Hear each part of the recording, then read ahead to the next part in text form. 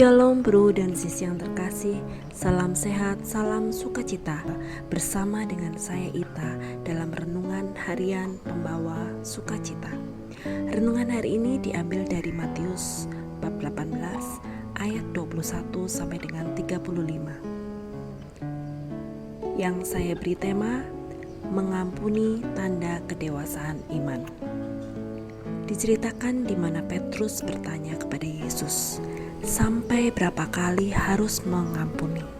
Dan Yesus menjawab, sampai 70 kali 7 kali.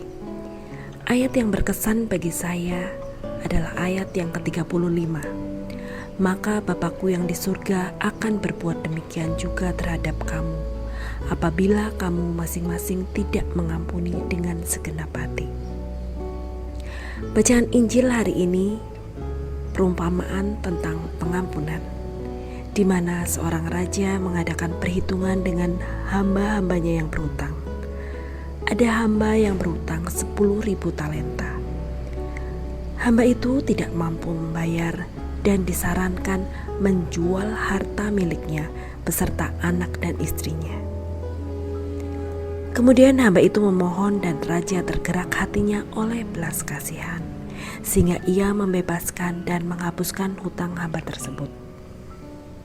Tetapi saat hamba yang sudah dihapuskan hutangnya itu bertemu dengan temannya yang berhutang kepadanya, ia malah mencekik dan menyuruh membayar hutang, bahkan sampai menjebloskannya ke dalam penjara.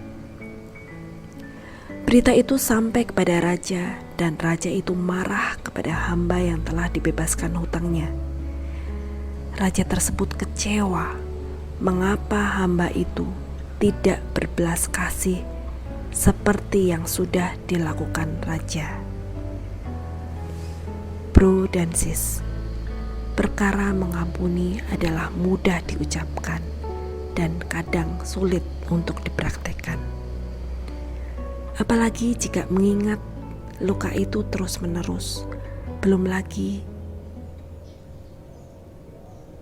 dalam kondisi dan disposisi batin yang belum benar, belum menyadari bahwa kita terlebih dahulu diampuni. Padahal dalam doa Bapa kami diajarkan, ampunilah kesalahan kami seperti kami pun mengampuni kesalahan orang yang bersalah kepada kami.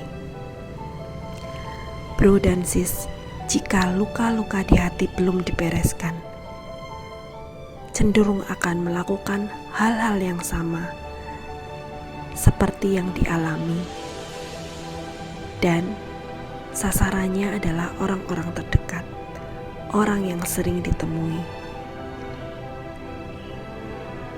Dibutuhkan suatu kesadaran dan rahmat Tuhan serta keputusan untuk mau mengampuni. Mengampuni merupakan pilihan hidup dan tidak tergantung oleh perasaan. Membutuhkan latihan yang terus-menerus. Hati kita ibarat tempat sampah, harus sering dibersihkan jika kita tidak mau menyimpan rasa sakit hati, benci dan dendam. Tindakan atau kata-kata yang melukai hati, baik yang sengaja maupun tidak sengaja oleh orang terdekat, teman sekerja, lingkungan, dan teman sekomunitas akan kita temui setiap hari. Jika kita terbiasa berlatih dalam hal mengampuni dan punya hati yang berbelas kasih, itulah tanda kedewasaan iman. Bro dan sis, sedikit sharing dalam hal mengampuni. Pernah hati ini terasa sesak jika mengingat suatu peristiwa, dan saat itu aku cenderung menyalahkan orang tersebut. Pikiranku jika kembali pada peristiwa itu, gara-gara orang ini nih aku jadi seperti ini. Hatiku penuh dendam, amarah. Sewaktu acara Ana Bunda Ana Avanti, aku mendengar sharing beliau dalam hal mengampuni. Hal itu menyadarkanku bagaimana sebelumnya, terlebih dahulu kita semua diampuni dan disayang Tuhan.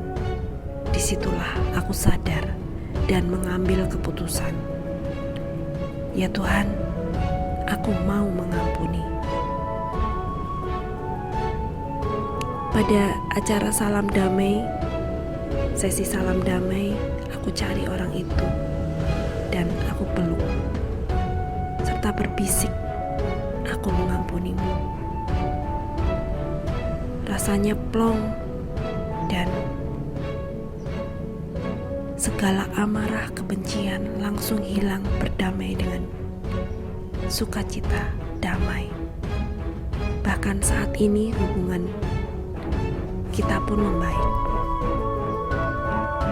Bro dan sis, dalam masa prapaskah ini, marilah kita membersihkan sampah-sampah yang ada di hati kita.